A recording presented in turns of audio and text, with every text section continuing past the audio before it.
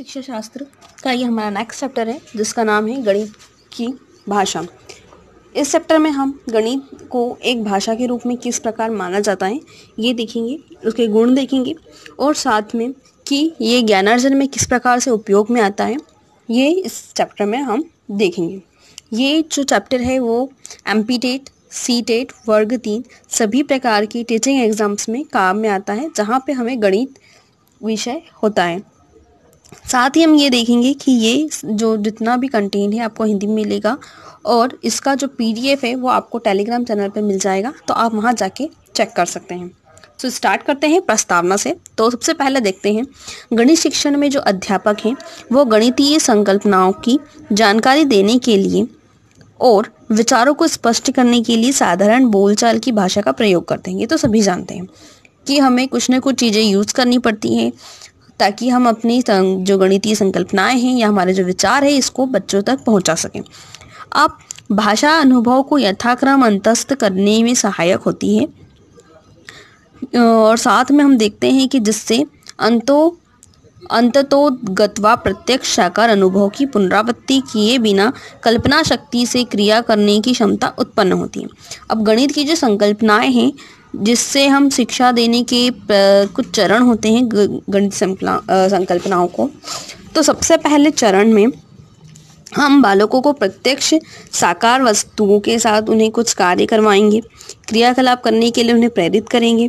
उसके बाद सेकेंडली हम क्या करेंगे कि जो साकार वस्तुएं हैं उनको हटाकर फिर उनसे निहित जो अनुभव उनके हुए हैं, जिन्होंने क्रियाकलाप किए उनसे तो उनको अनुभव हुए हैं, उसको स्पष्ट करेंगे।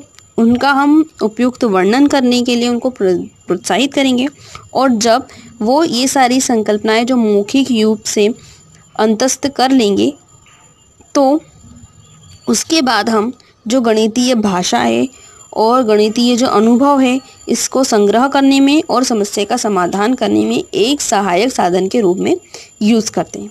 इस प्रकार से बच्चा जो गणित के जो 100 क्वेश्चन है उसको और ज़्यादा इजीली सॉल्व कर पाता है और समझ पाता है, साथ ही उसे दूसरों को भी समझा पाते हैं। नेक्स्ट हम देखेंगे गणित एक भाषा के रूप में। तो शिक्षा जगत में गणित को एक विषय के रूप में तो जाना जाता है, साथ ही इसका प्रयोग एक विषय के साथ ही एक भाषा के रूप में भी होता है। तो ये कैसे होता है, इस पे कुछ तथ्य दिए गए हैं। जैसे कि गणित स्वतः एक भाषा है जिसमें क्या है, चिन्ह है, उसके खुद के नियम हैं, इसलिए इसे एक भाषा भी कह सकते हैं।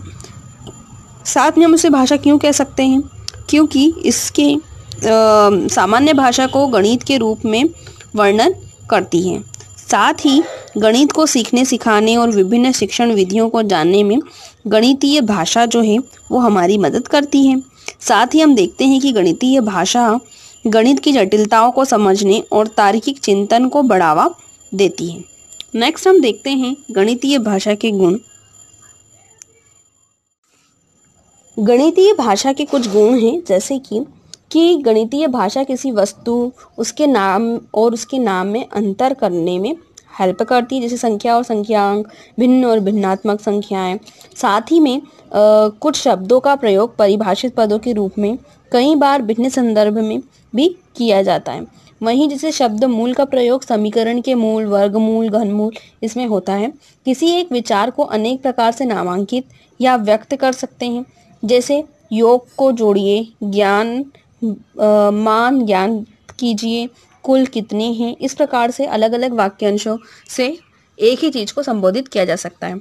वहीं संक्षेपण या नामांकन का प्रयोग करते हैं, यह प्रमाणित चिंतन में सहायता करते हैं परंतु कभी कभी वे मानक रूप में नहीं होते और केवल संगणना की क्रियाविधि में किसी चरण को बचाने के लिए प्रयोग किए जाते हैं। फिर है कि बहुधा नए विषय या संक्रिया के अधिगम में सहायक चित्र या चिन्हों का प्रयोग किया जाता है, जैसे कि जोड़ने में हासिल की संख्या का अंक उचित स्थान पर लिखना, समीकरण को हल करना, ये सारी चीज़ें। नेक्स्ट आती है गणित में प्रश्नों को हल करने में विचारों की शुद्धता और आंकड़ों की शुद्धता बनाए रखने के लिए हल को विशेष विधि के अनुसार चरणों में लिखा जाता है। वहीं अन्य भाषाओं की तरह गणित की भाषा का भी अपना व्याकरण है, जिसमें कि संज्ञा, क्रिया, विशेषण आदि सभी पाए जाते हैं। गणित की भाषा के मुख्य गुण शुद्धता, यथार्थता, समक्षता है। इसकी तुलना में साधारण भाषा अस्पष्ट, अनिश्चित और भाव प्रेरक हो सकती है। गणित में परिभाषाओं को व्यक्त करने में भाषा का विशेष ध्यान रखना चाहिए। और इसी चैप्टर में हमारा लास्ट है कि हम ज्ञानार्जन का उपयोग कैसे करें। गणितीय भाषा का ज्ञानार्जन में उपयोग। गणित की प्रकृति अन्य विषयों की अपेक्षा ज़्यादा सुदृढ़ होती है, जिसमें विद्यालय शिक्षा में गणित के ज्ञान की आवश्यकता एवं उपयोगिता दृष्टिगोचर है। विश्व में ज्ञान का अथाह भंडार है और इस भंडार को ये जो भंडार है वो दिन प्रतिदिन बढ़ता ही जा रहा है। यह बात अधिक महत्वपूर्ण नहीं है कि ज्ञान की प्राप्ति की जाए, पर यह बात ज़्यादा महत्वपूर्ण है कि ज्ञान प्राप्ति का तरीका हम सीख लें, जिससे क्या होगा कि जो प्राप्त किया ज्ञान है वो और ज़्यादा उपयोगी और ज़्यादा लाभप्रद सिद्ध होगा। किसी व्यक्ति के लिए ज्ञान प्राप्त करना तभी उपयोगी हो सकता है जबकि वह ज्ञान को वो अपनी आवश्यकता अनुसार बाद में भी उचित प्रयोग कर सके।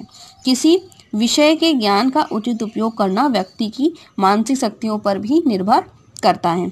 वहीं हम देखते हैं कि अब अगर हम इन सभी चीज़ों का लास्ट में अगर कुछ एक निचोड़ निकालें तो इस प्रकार हम कह सकते हैं कि गणित की अपनी एक अलग भाषा है, जिसमें गणित के पद, प्रत्यय, सिद्धांत, सूत्र, संकेत को सम्मिलित किया जाता है। वहीं इसका ज्ञान जो है वो निश्चित है और ठोस है, जिससे हम उस पर विश्वास कर सकते हैं। गणित में प्रदत्तों अथवा संख्यात्मक सूचनाओं के आधार पर संख्यात्मक निष्कर्ष भी निकाले जाते हैं। तो ये था हमारा चैप्टर गणित की भाषा, जो कि शिक्षा शास्त्र से है। Thanks for watching. इसी तरह बने रहिए और ज़्यादा कंटेंट्स के लिए। टीचिंग एग्ज़ाम्स जैसे कि वर्क 3, सीटेट, एमपीटेट सभी से जुड़ी हुई आपको इन्फॉर्मेशन इस पर मिलती रहेगी। So stay connected, stay safe.